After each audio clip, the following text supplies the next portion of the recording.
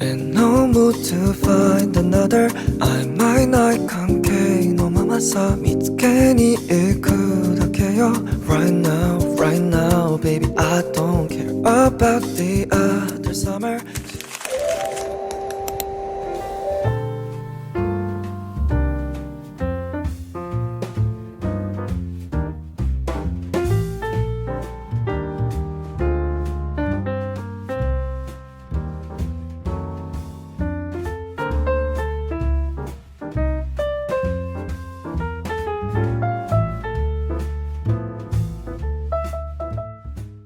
Oh my gosh, hey guys, it's been a long time since I uploaded a vlog. Just finished writing in my journal. I actually bought this at TikTok shop and hindi ko pa siya nalalagyan ng design. So, I started writing a few weeks ago, but this isn't the type na cutesy or very aesthetic na journal. This is more like my crash out journal, where I write my thoughts, reflections, and basically everything that's on my mind. Grabe, na-miss ko kayo! And I actually can't believe that I'm already in my first year college. Sobrang daming ganap sa life lately, and I'm so sorry I wasn't able to upload after my last vlog. I promised pa naman back then na I'd bring you guys with me to this journey.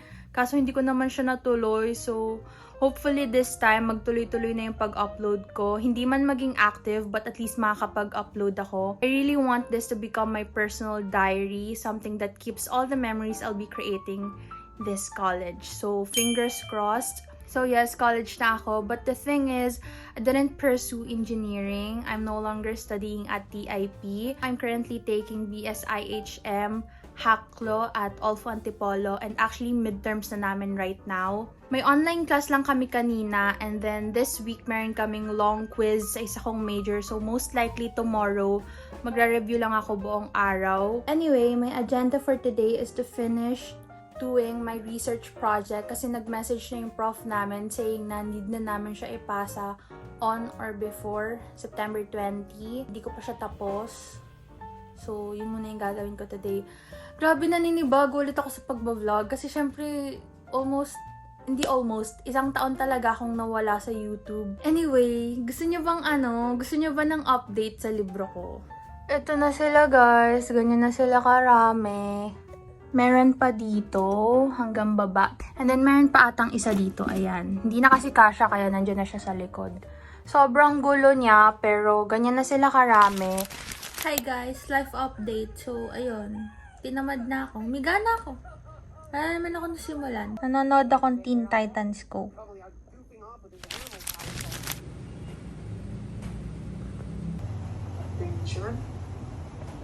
If you can.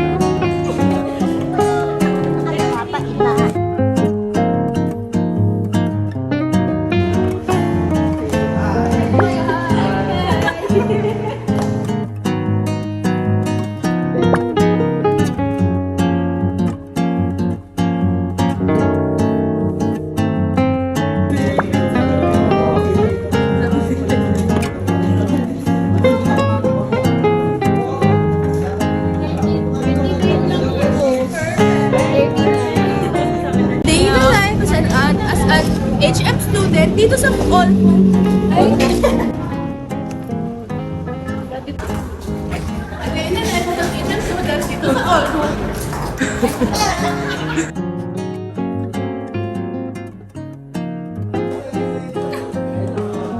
clumsy.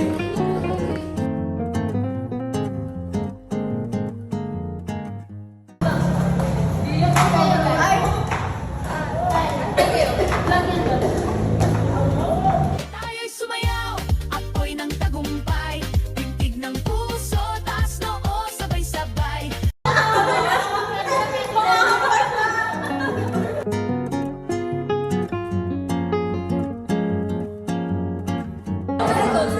At-hi ka.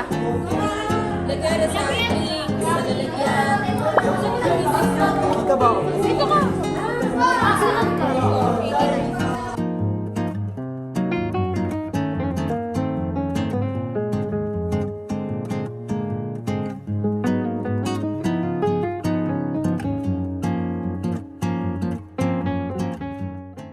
Hey guys, life update. I wasn't able to vlog properly kanina sa school. Bus na yung energy ko. Wala namang ganap kanina. Nag-practical lang kami and then 2 quiz. Tomorrow is our food festival na kasi. And pinoproblema ko pa yung speech ko kasi ako yung mag-introduce ng food namin. Eh, yung food festival kasi namin tomorrow, guys, is considered as our midterms exam. So, we have to take it seriously talaga. Kaya, medyo kinakabahan ako. Pero yun, guys, yun lang yung update today. So, I'll see you guys tomorrow kasi magpa-practice pa ako nung speech ko.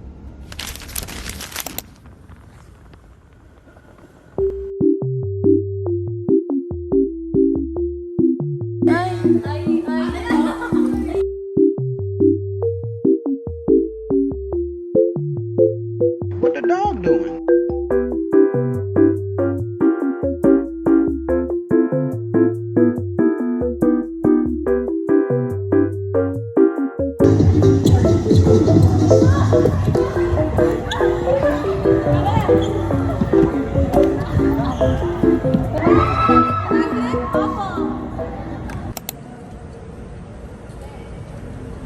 Vibrant culture. So, tama ba? Alright!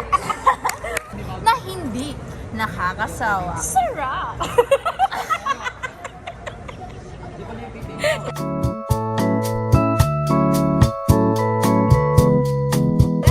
Hello? You see me? See me? Hindi natin kilalen to. Nagba-vlog si Max, magay kayo. This is Yelene. Kisha. Okay. Ito po.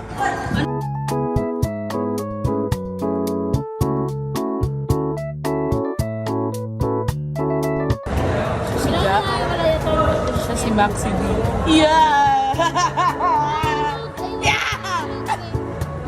Ito lang yung pinaka pantay na nagawa ni Maxi B. Sa sulat niya kasi hindi pantay.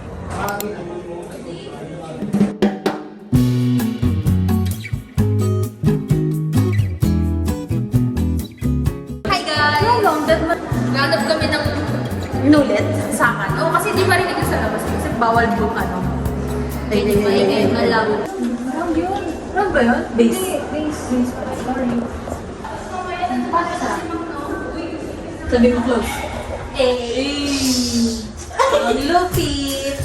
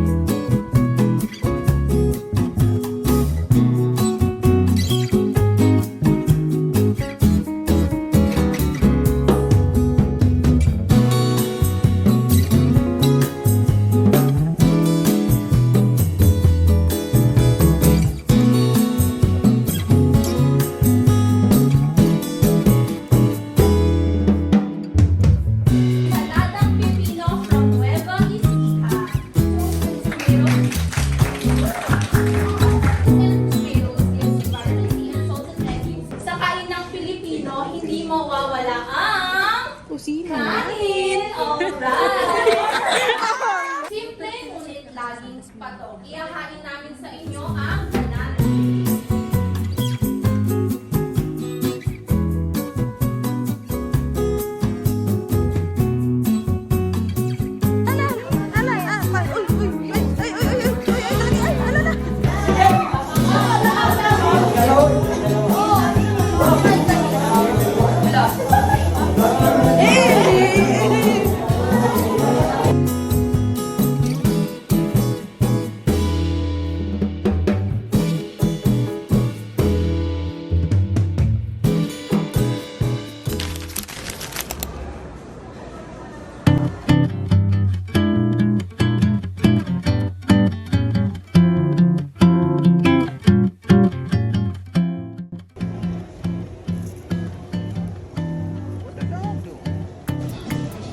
Nakaupo na lang ako tapos si mother, namimili siya dun. Hi ka.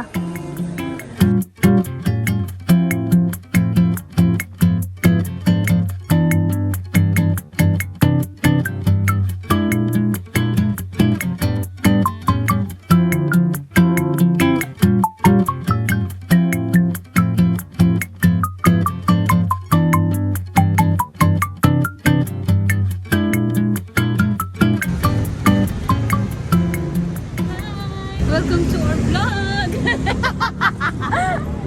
Hey guys, we're here at Ayala Feliz. Kanina nasa SM Masinag kami but then lumipat kami since wala kami masyadong mapuntahan sa SM Masinag. Right now we're here at Pepper Lounge because we're going to eat our dinner na. Ang oras na rin. And ayan na si Mama. Gamit ko ulit yung phone niya for mic. Mama, hi ka. Hello! So, dito na kami magde-dinner. And yeah. Anyway guys, wala pala akong tripod kaya ito yung state ko. Diyan ko pinapatong yung phone ko. So, nandito yun na yung food guys and I ordered yung supreme na something nila. Basta ang laman neto is chicken, shrimp, and then beef. Ito yung lagi kong ino-order kapag nandito kami sa Pepper Lunch. So, yun lang yung problem here kapag sa Pepper Lunch ka kakain. Alam mo yung gutom na gutom ka na pero ang init ng food mo. So, wala kang choice.